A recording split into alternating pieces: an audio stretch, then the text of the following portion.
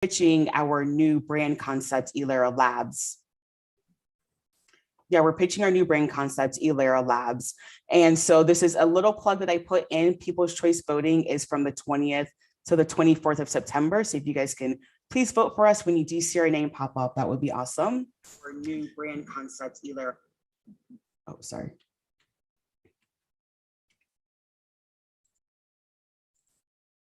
And some of the things that we are going to be pitching later this month for Elera Labs is really increasing our marketing, because we want other small boutique brands to be able to have skincare manufacturing and have an additional source of revenue.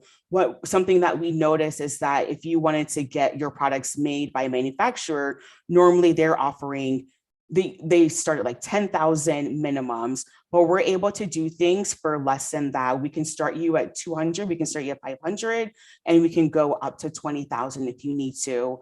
We're also integrating automation. So we are developing our lab space as I speak with automated equipment, automated order fulfilling, and really getting our manufacturing line together. Also working with supply chain. So I'm actually like talking to some people who are in the industry about supply chain and how can we make sure that we're getting the best usage and the best products and the best packaging for our customers. And we're also hiring for talent. So if you guys know people who are looking for jobs in really in chemistry, we're looking for manufacturing production people, we're looking for buyers, we're looking to build a whole industry right here in the city of Detroit. And I do this along with my co-founder, Christina Graham, who is our Chief Operating Officer. So really couldn't be moving and shaking without her and the benefit that she really brings to our company. And if you guys have any questions, feel free to shoot me an email. You can visit our website and follow us on social media. And thank you for allowing me to give a little spiel about Elera Apothecary and our new brand, Elera Labs. Of course, the thing that we all know so well because of this pandemic. Let's do the virtual clap. Seriously, that was amazing, amazing. I've been definitely into more apothecary and just certain natural items, natural soaps, natural deodorants, natural everything. So this automatically caught my attention. Everyone, since we still have 5 minutes for our speaker, who has any questions or something that they would like to say? We have 5 minutes for that. Hey, I have a question for you. Is it, I don't know how to say your name. I should probably learn. Shinanye, yeah. Okay, so I wonder, who are your sourcing and manufacturing partners? Are they? I guess that's one of the most challenging parts in creating all the things you're currently delivering. Correct. And we have sourcing partners both here and in West Africa. And so we were really fortunate to find a really good supplier for a lot of our bulk materials here in Detroit. It's funny, I found him through word of mouth at the Eastern Market. I was talking to different people like 5 or 6 years ago, and everyone told me to go to this guy. So I found him and we've been working with him ever since.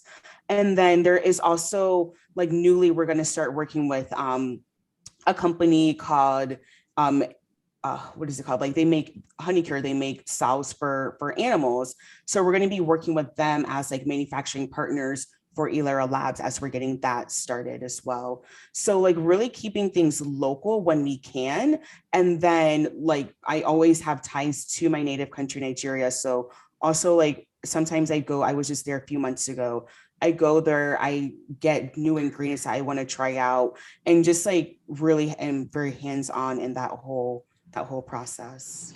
Another question I have for you is, it sounds like during COVID, you had to pivot to a white labeling business, which was very different from your previous branding strategy. So I wonder, what's your long-term strategy? Which one do you prefer, or which one you you would assume or you expect to be more promising? Yeah, so but we're keeping both of them, but what we found is that by going into like manufacturing and not necessarily a brand side, we find that it's a bit easier to manage because we're producing products, we're working directly with a client and like bringing to life their vision. And so we find that like we don't have to put the extra costs behind it, such as manufacturing of, or like not manufacturing, but marketing of individual products, marketing of new releases. It's a really good way to have revenue coming in without excess revenue going out. And that still allows us to propel our brand side and put extra efforts into that side as well. Mm-hmm. So keeping both of them, as far as like which one is going to grow faster, I'm sure the manufacturing will grow faster just because it is more business to business, and beauty is, last year alone, beauty went from like 483 billion to 511 billion just in 1 year. So a lot of brands are coming about, but at the same rate, there are not a lot of manufacturing facilities who are able to cater to those emerging brands. So we do see that there's going to be like a faster growth with the manufacturing end. Oh, thank you. And by the way, I really like the thing you said, you're looking to incorporate a refill and thing so that there could be less packaging waste. And yes, yeah, I'm a big supporter for that. Thank you. Yeah, you know, it's like anything we can do. So we even package most of our products in glass so that people don't just throw it away. That way, like they save it, they use it. But now we're like moving into refills because people are now accumulating a lot of glass. And so it's like, instead of them always buying a whole new package from us, we can now send them a refill. So that's something that we're looking to launch at the beginning of 2022. I love it. I love it. Does anybody else have a question before you move on to our next speaker?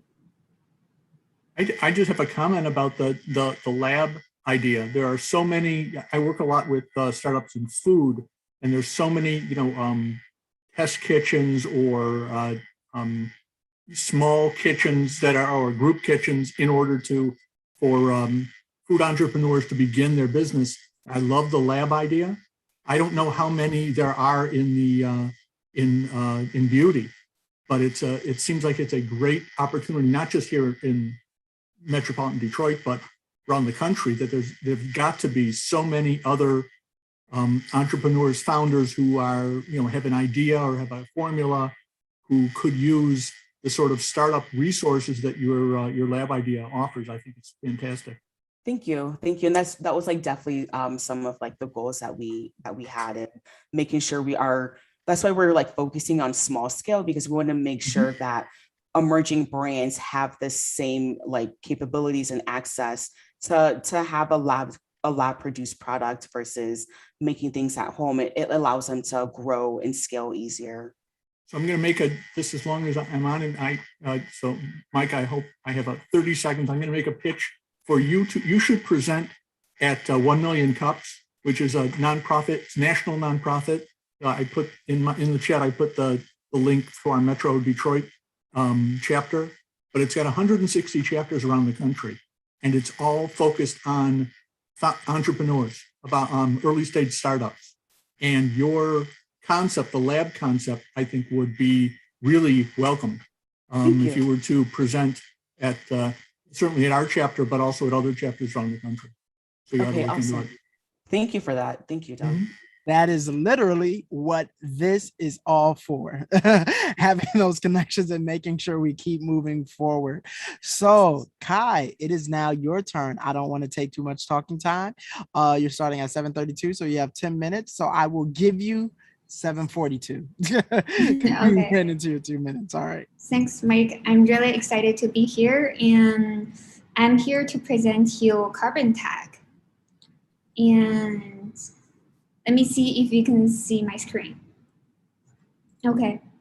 So Carbon Tag really started for me as a, so you can see there is this 3 stages of transformation about a year ago, I was really an avid shopper. I like to buy stuff. I see new seasoned products, little pretty dresses on the dress window. I want to buy them. I did buy a lot of things.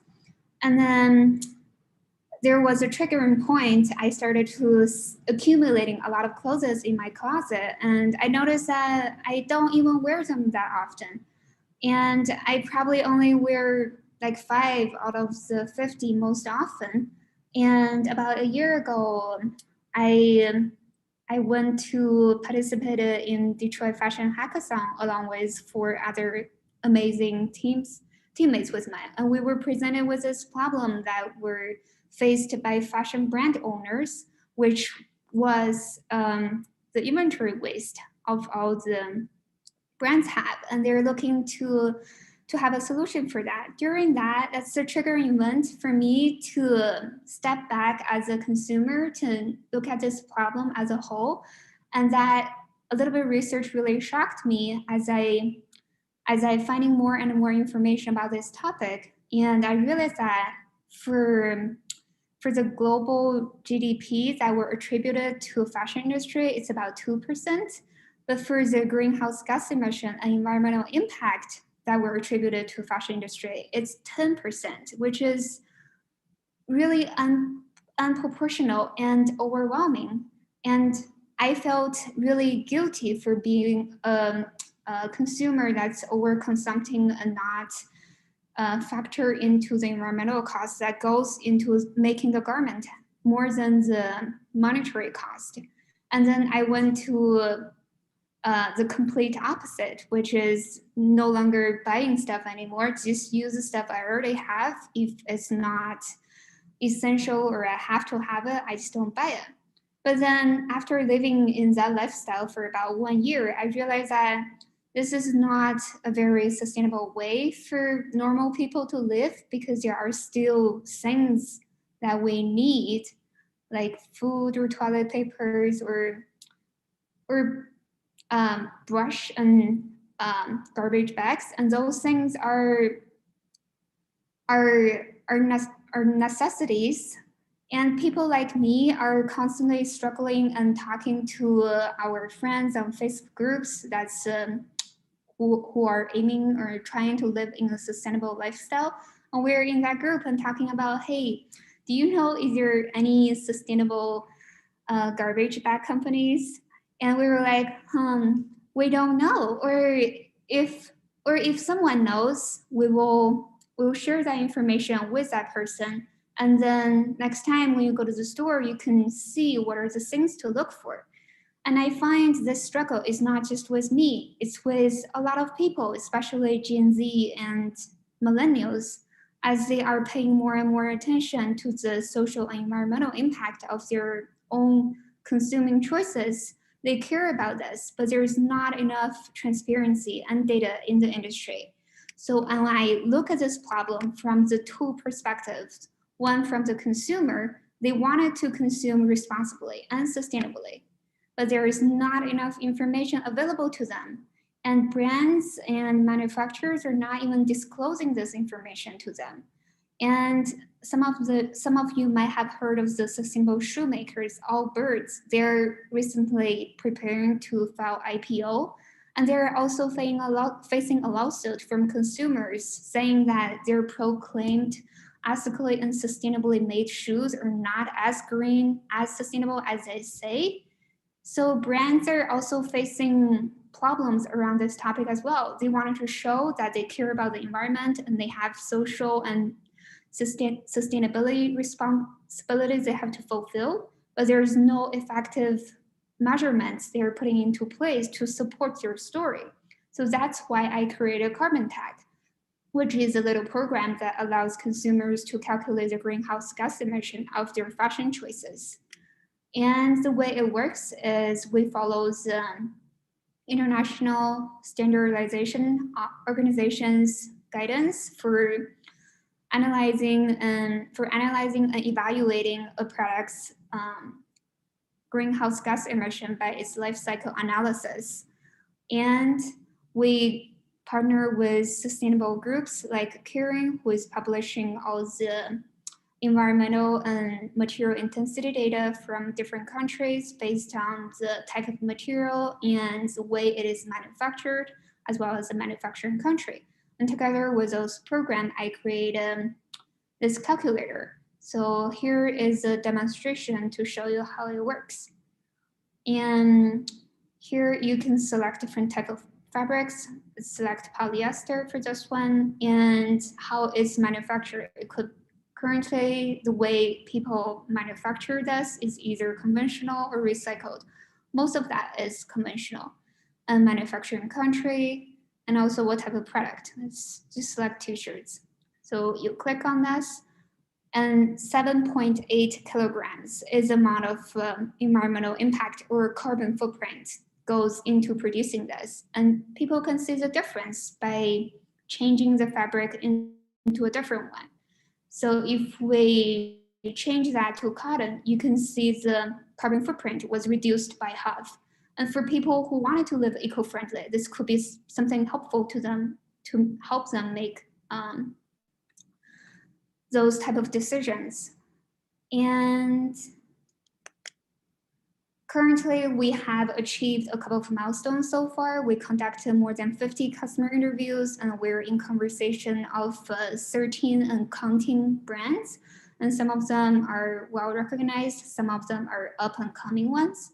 And our next step is entering a B2B pilot program with one of our brand partners that's within the conversation.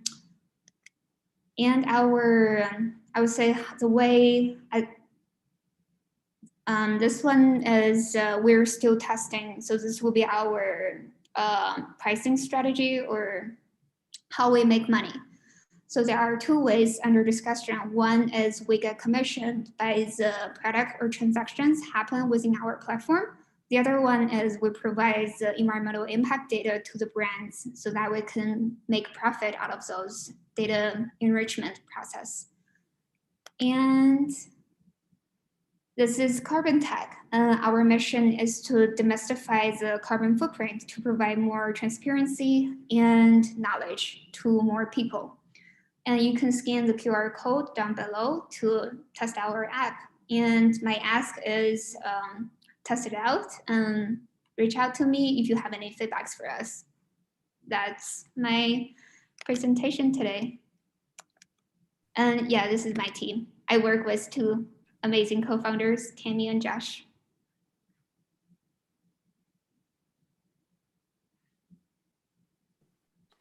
That's recognized. I was on mute, of course. That was amazing. First of all, I just did the QR code. First of all, I love how easy QR codes are. It's just easy to do. Not to go into anyone's time. Does anyone have even any questions? Anything they'd like to ask? Anything that struck out to them?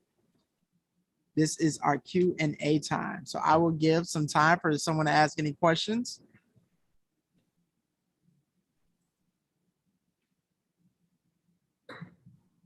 Hey, Kai? Question. How, go ahead. go ahead. No, please. Oh, mine is just more like for the technical part, like how are you calculating the carbon footprint and like knowing from what country it comes from, the amount of like footprint that it'll have between like the different polyesters or the different fabric and mediums? Yes, so there is three processes in place. So first, normally the raw materials, for example, cotton, from the cotton flowers harvesting to the production of cotton fabric, they are normally done within the same manufacturing country, but from the cotton fabric to a eventual cotton t-shirt, it could be made at a different location. And currently we are assuming that they're all in the same country. In terms of data, we work with data partner and data providing agencies. So there are brands or organizations like Kering. Some of them are nonprofit, some of them are for-profit. So they will do extensive environmental profit and loss analysis across different continents and countries to evaluate what is energy consumption and water consumption and land usage to produce specific type of material within that country. And they publish that data, and we draw data from that source. And the other part is, as I said, there is product life cycle analysis we do, which was from the cotton planting and growing and harvesting, and then spinning and woven into fabrics. All these processes, they have different levels of energy consumption, hence greenhouse gas emission, and we do those step-by-step analysis and come up with a sum once the product was eventually made and ready to be wear by consumers. Okay. And then do you have plans like going into other industries? I think that would be awesome for like the beauty industry and like seeing how much of a carbon footprint we had. Yes, so we are just getting started and getting our foot out the door. And in the long term, yes, I definitely wanted to bring this concept to other industries to have more people be aware of this so that we could do less damage to the planet. But at this current moment, my focus is in the fashion industry because it's really, it's way more damaging than any other industry sector. And the biggest one is oil. And I'm not really interested in that. So I'm really interested in the second one, which is fashion. So okay. Thank you. You know, before you go, Doug, I think that's who was next about to unmute themselves. Autumn's said something in the chat to you, and I completely agree as well. She said, random thought, but you could definitely sell your calculator as a website plugin for brands that will calculate each carbon footprint for all of their products. It can sit on the product detail page and update based on the brand algorithm data. Which, so yeah, I wanted to make sure her comment was heard. Thanks, Autumn. Yes, that's what we're discussing with those brands. Yeah, we owe them 2 proposals for exactly this implementation. Doug, did you? Yeah, I did. A question, I guess. Kai, so the value to the brand. So I saw like Gap on there. Why would they want their carbon footprint of their products? I think I come from a marketing background. That's what I do. So I would think that it's valuable for their marketing.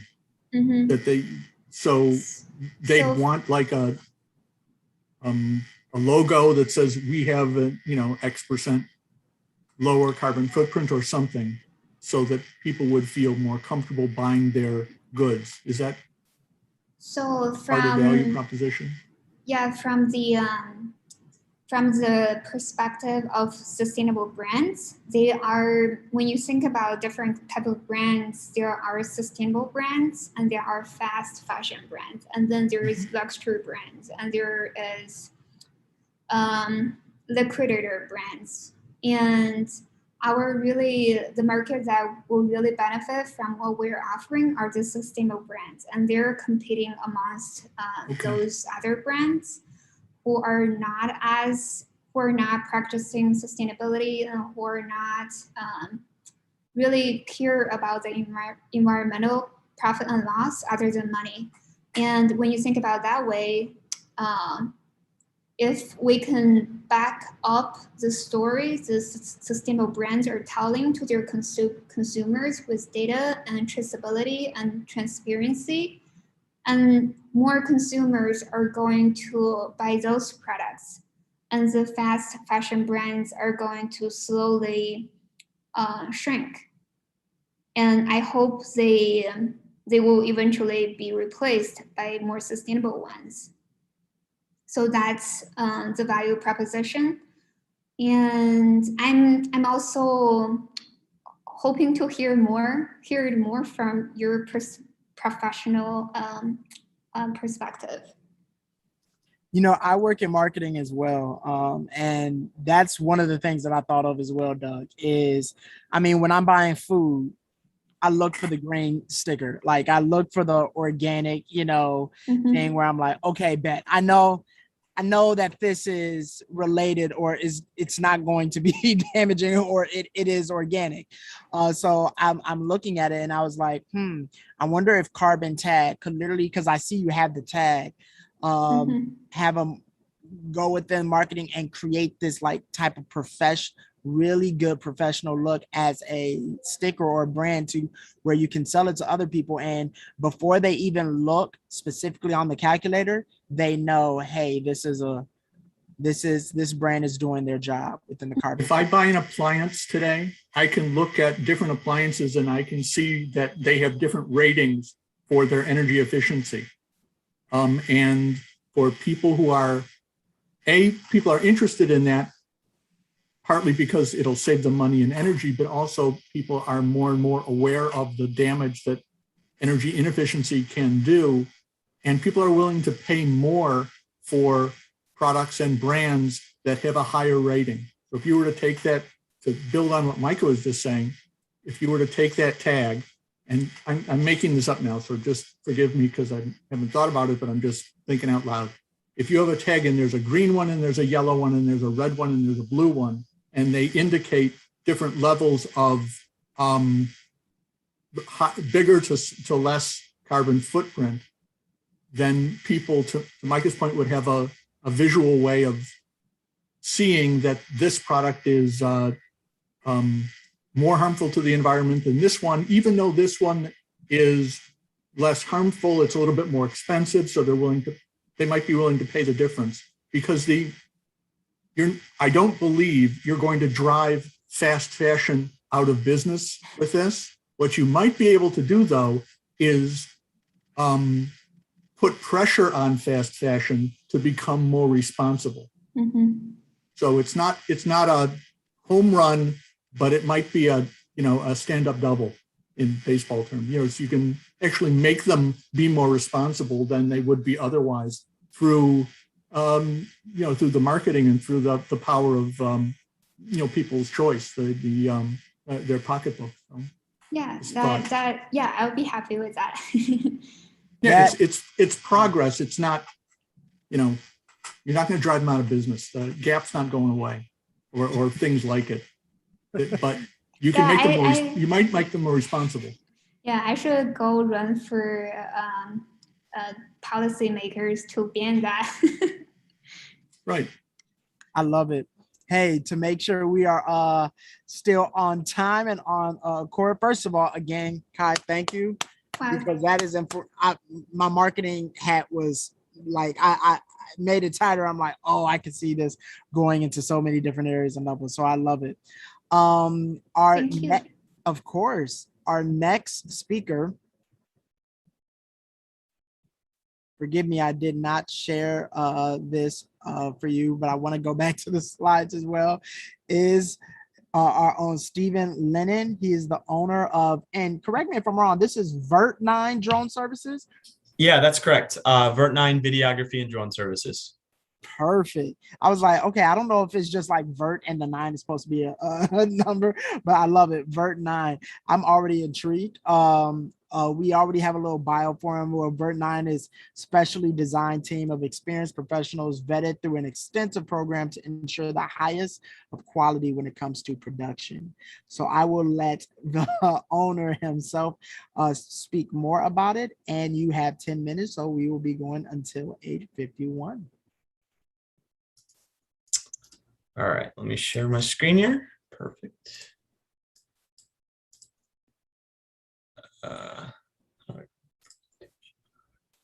I guess we'll just leave it here. I don't know how to do the presentation mode. You're completely good, man. All right. So as Micah said, my name is Stephen Lennon. I am a sophomore here at Northwood University.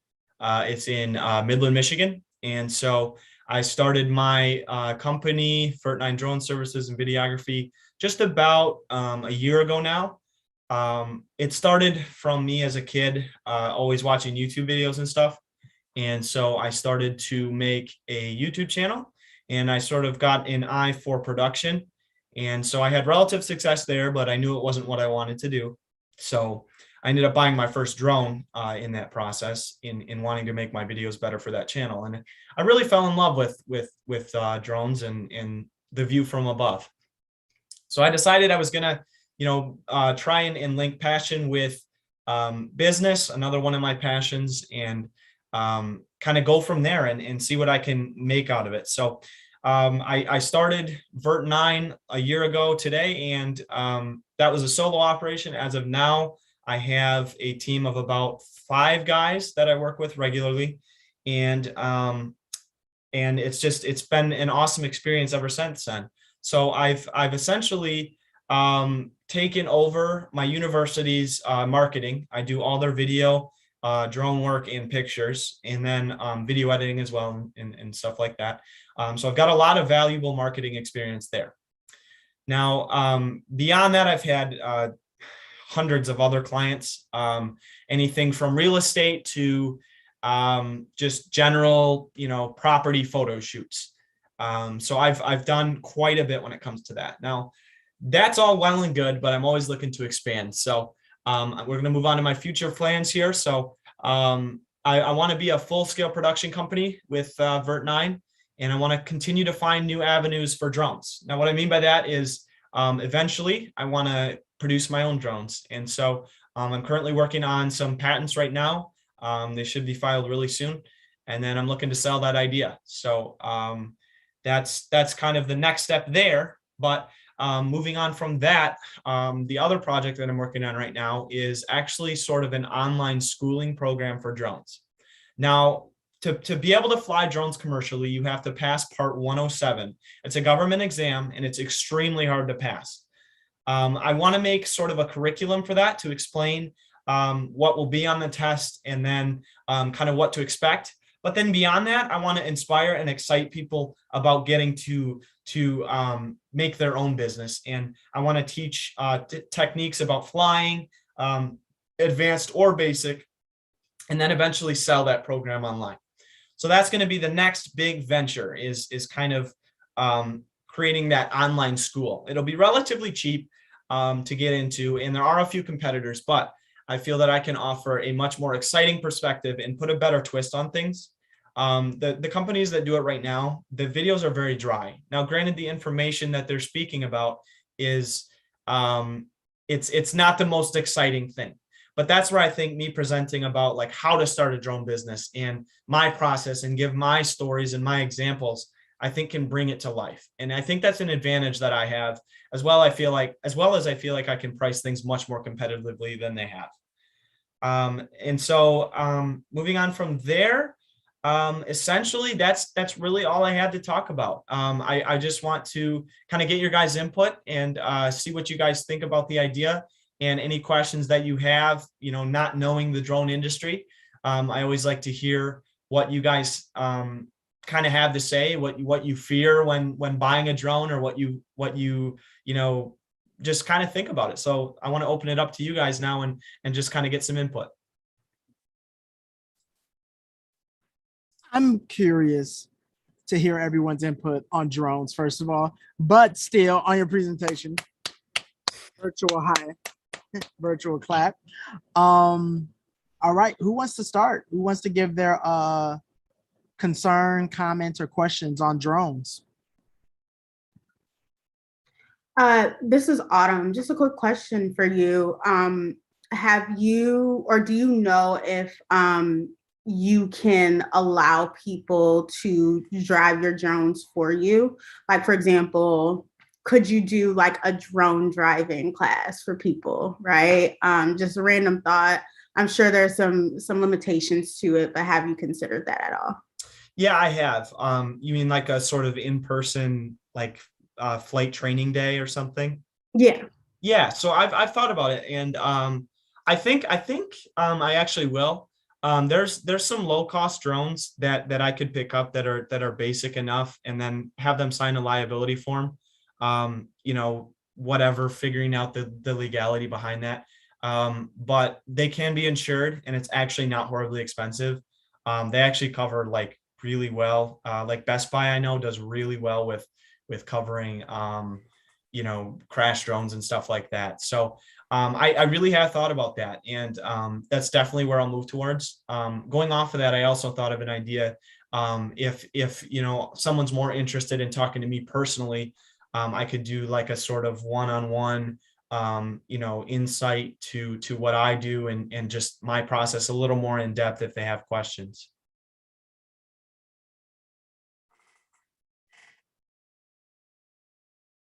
Any more questions? Yeah, next Stephen, person. I get about are the tests that people have to take to fly drones commercially, is it who oversees that? Is it state or federal? It's the FAA. Yeah. Okay, so you could, because you've got a lot of things going on. You've got you have the editing thing, you have a drone video thing. You want to build drones, and then you have the kind of what Stanley Kaplan thing for people who want to take the drone, the FAA test, right? To me, I work in marketing. Actually, I have done a number of shoots with drone videographers. Actually, I'm doing one now. There are not as many of those as there are editors, but there's more and more online all the time. Mm-hmm. The idea that you have about I call it, I'm just calling it like Stanley Kaplan for doing that FAA test. You could do that virtually, and you could do that for anybody in the country. And it seems like that's, from a scale standpoint, that's and I don't know if there's any competition with that, but if you could provide a interesting course material, yes, that to me could be a real moneymaker. I work with a client who does tax work, tax law, and he's doing webinars. He records them and he does some live, but he's doing them all the time, and he gets hundreds, if not thousands, of people watching these webinars for update. These are for either accountants or other people in financial services who need the advice that he's giving, and also the credits that they need. So it seems to me like that could be a real source of revenue, and something that is really needed as the drone industry really picks up. Yeah, that's something I should have explained a little further. What I'm intending to do is make a sort of separate site, and then actually upload the videos there that can be accessed after you buy the subscription or just the payment. So yeah, that's definitely what I want to do. And then I had a couple ideas for like some interactive material. That way the viewer is involved a little bit more, instead of just sitting there like an online schooling class. Right. So yeah, I definitely want to reinvent the way that online learning has been through that. Like I said, there is a provider out there right now, and they are well established. But it's to put it quite frankly, it's boring. I've watched their stuff, and it's just not. It has no production value, and that's what I know I can bring. Great.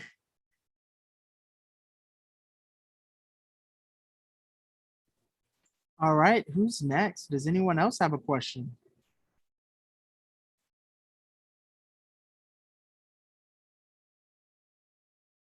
Well, I'm very curious, Stephen, of kind of where this will go further within the drone industry. I've been seeing more, and I've been wanting to buy my own drone.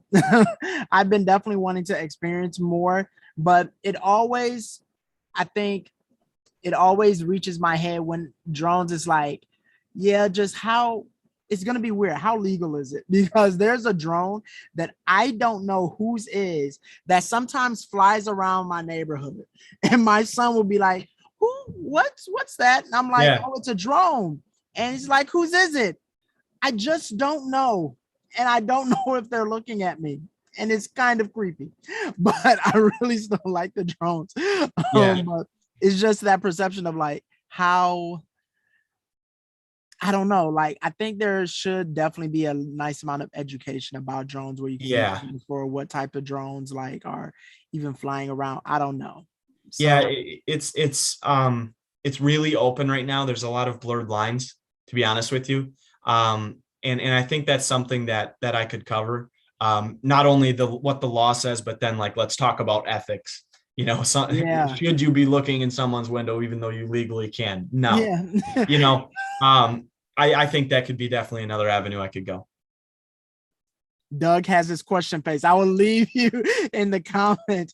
Everyone, let's give a round of applause for Stephen. Again, thank you so much, Stephen, Thank you, for guys. presenting. All right. And our next and last presenter for the night is Autumn. Her name is Autumn Kyles, and she is a CEO and founder, and I know co-founder of in between companies of Detroit Dough and Proxy.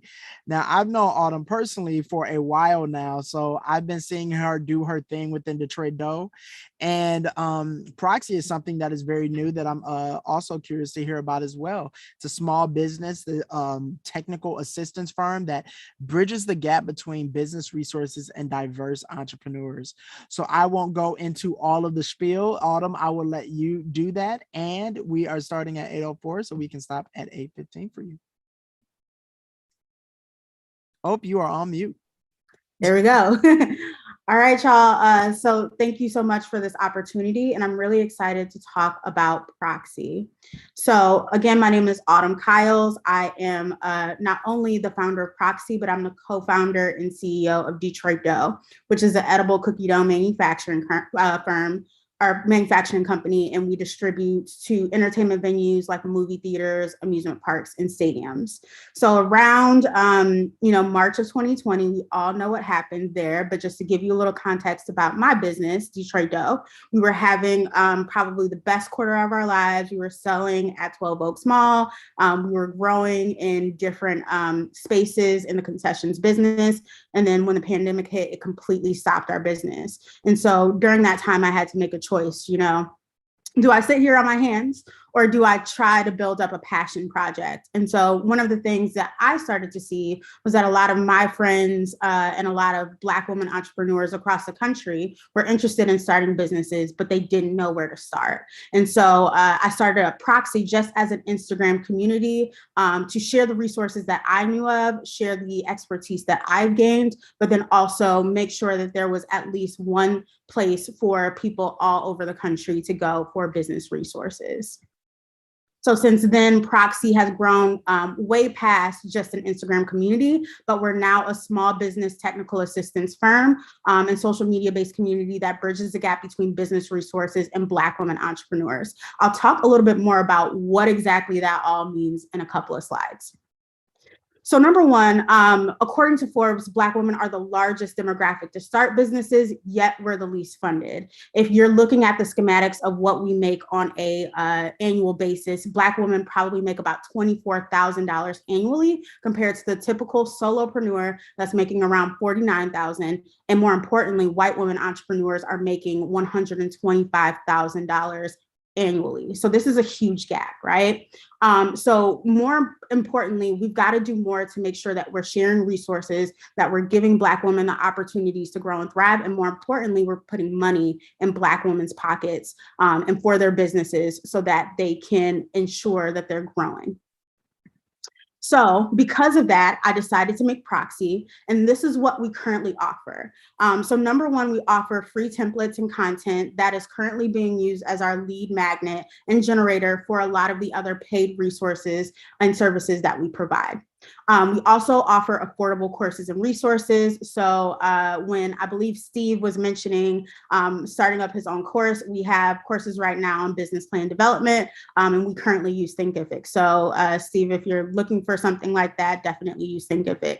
We also have a co-founder coaching program, which is a fully customized one-on-one coaching program for businesses. They tap into us for a month and they get 5 hours of one-on-one coaching with me, and they're able to leverage a couple of their hours for specialists in anywhere from marketing to accounting. And then lastly, technical assistance. And again, I'll talk a little bit more about that, but that's our newest arm, and it's actually probably one of our most lucrative as we stand today. So let's talk about our community for a bit. So again, I started Proxy as just an Instagram community in April of 2020, and we now have a community of over 1,700 Black women entrepreneurs nationwide.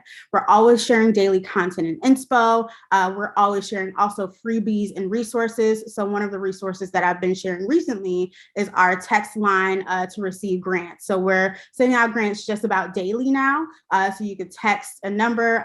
If you guys are interested, I'll share it later on in the presentation, and you'll receive grants via text to your phone all the time. Also, we have affordable small business coaching, which is so key for Black women entrepreneurs who, as we talked about, may not have the financial resources to afford a really high level coach. We provide that high level service at an affordable rate. And then going forward, we will be offering a premium community very soon, which is an opt-in community where people pay a monthly subscription for higher level access of resources.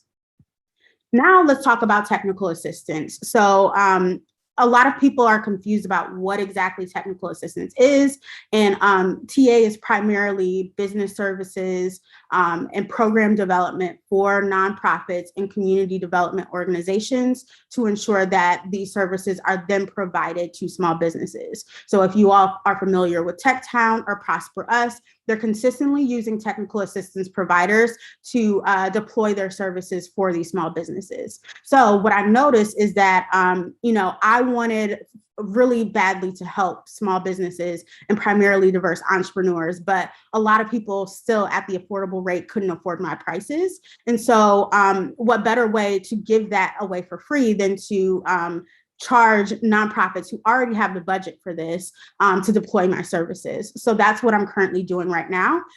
Over the summer, we've hit the ground running with this new arm of our business. We partnered with the Metro Detroit Black Business Alliance, the Birmingham Business Resource Center in Birmingham, Alabama, Lake Trust Credit Union, Northwest Goldberg Harris, and a couple of places in between. We recently did a partnership with Foot Locker where we gave 15 30-minute free coaching conversations to businesses in the Metro Detroit area, which was super powerful. And I'm looking forward to doing that again. So as you all see, we're moving pretty fastly. So what does that look like in terms of traction and growth? So again, as I mentioned, we have a 1,700 plus community across Facebook and Instagram. We've created some really awesome partnerships with Honeybook, Hauntingman Law, Lake Trust, Foot Locker, and more. We have approximately $10,000 in sales in 2020. That was because we were really exploring some market validation. Now that we're in 2021, we're exploring a little bit of an 80-20 split, 80% being technical assistance, 20% being more direct to consumer sales. We're currently now at 45,000, and we're expected to do 75,000 at the end of the year. From 2022 to 2023, we're really going to grow and hit the ground running in technical assistance, which means that by 2022, we're hoping to do about $200,000 in sales, and then in 2023, hit $500,000 in sales or more. So I know you guys are hearing like, Autumn, that's a lot of sales for just one person. How are you going to do it? I'm going to break it down with my strategic plan for the next 12 to 24 months. All right, so first, we're going to completely split our community and TA work. Right now, what I'm finding is that it's just too much to manage an Instagram community and also grow and do RFPs for TA work. So we're going to focus more on creating a strategic shift. We've already redeveloped our website. We've launched a brand new website today, so check it out.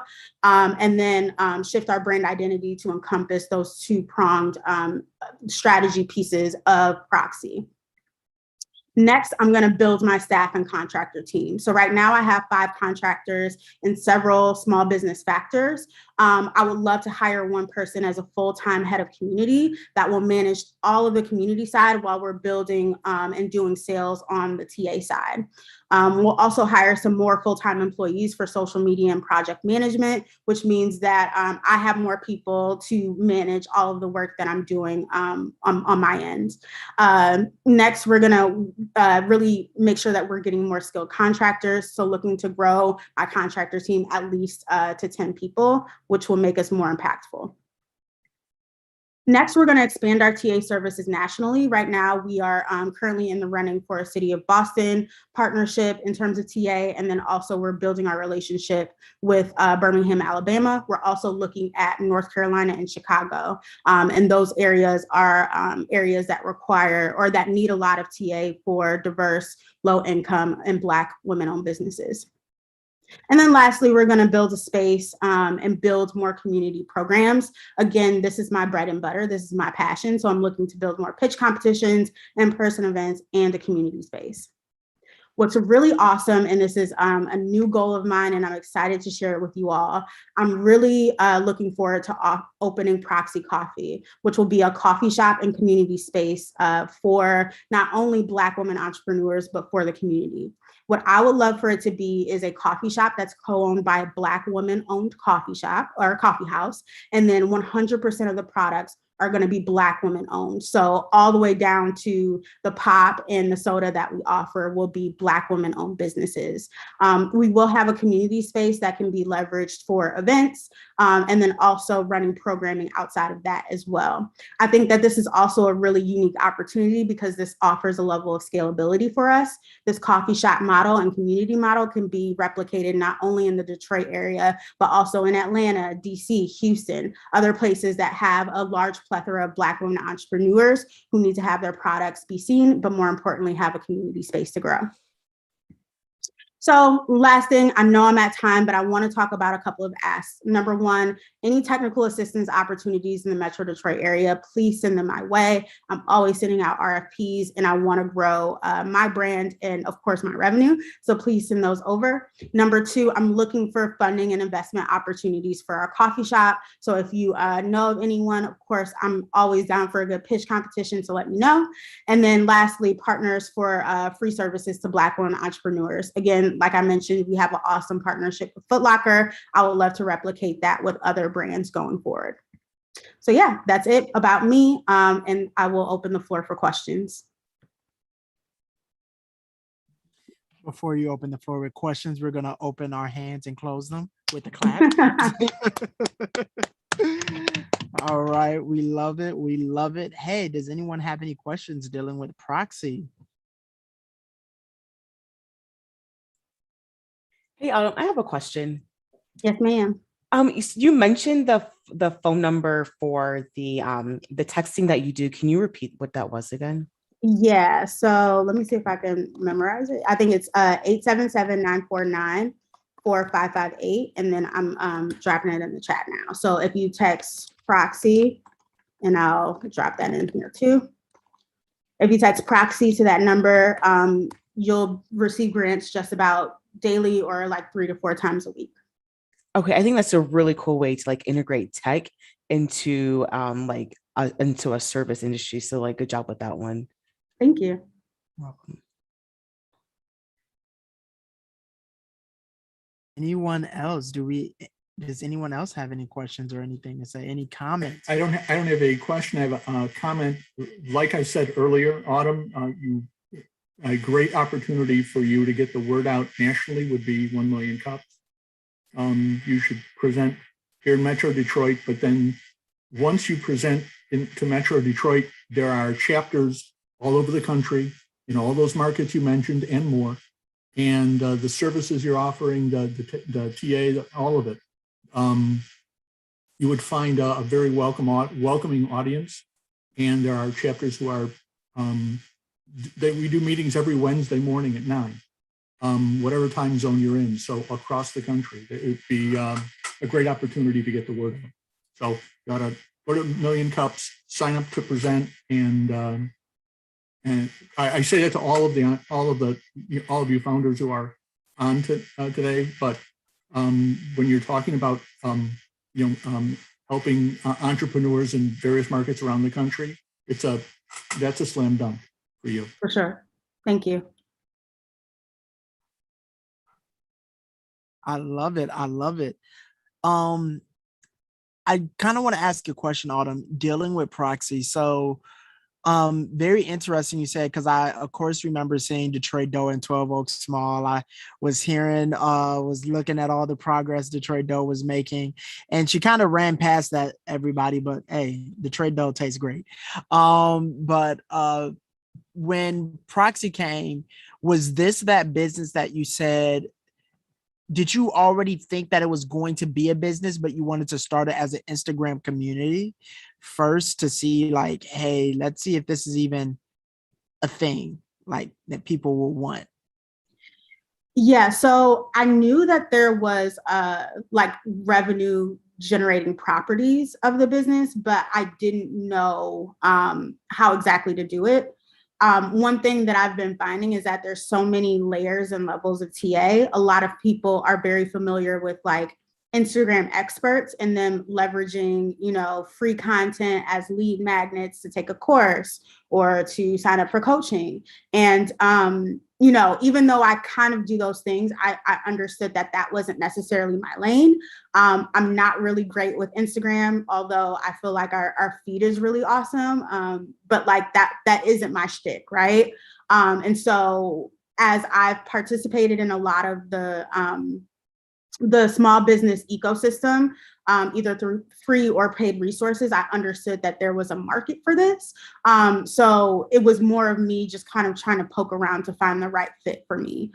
So when I started it, absolutely not. My goal was just to kind of have an Instagram community. And then I knew that there were some ways, but kind of focusing on this 80-20 split of technical assistance and direct to consumer sales really was a sweet spot for me. I love it. I love it. I'm very curious on Proxy Coffee as well, because I thought it was a good idea dealing with coffee shops. And then, we all know coffee shops is where you basically meet and greet and do business still there. So I'm very intrigued in that for 2023. Anybody else? Does anyone else have any questions?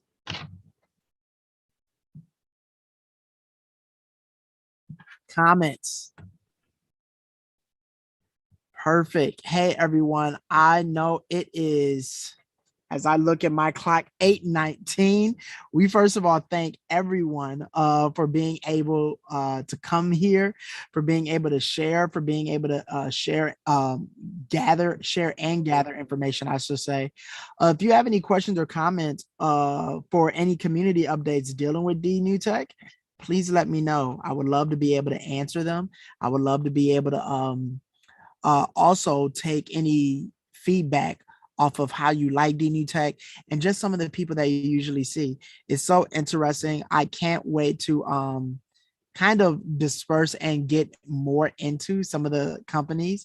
For example, Ilera Apothecary. I'm definitely already in there. I'm definitely already gonna be on the website. I can't wait. I love it. Proxy, I know a lot of people that can use Proxy. I can't wait to hear more about drones, because I think I want one, but I don't know. We'll see. We'll see if that happens. And the carbon tag, I think there is so much growth for that. I know she just left, but I can't wait to see if I just want that to go further. So so my closing remarks is thank you everyone, first of all, for coming, for showing up. And I want you all to still get rest on this Wednesday. So my gift for you is that's all, folks.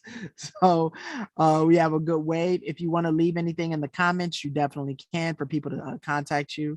But besides that, you all can have an amazing rest of your nights. There's many of those.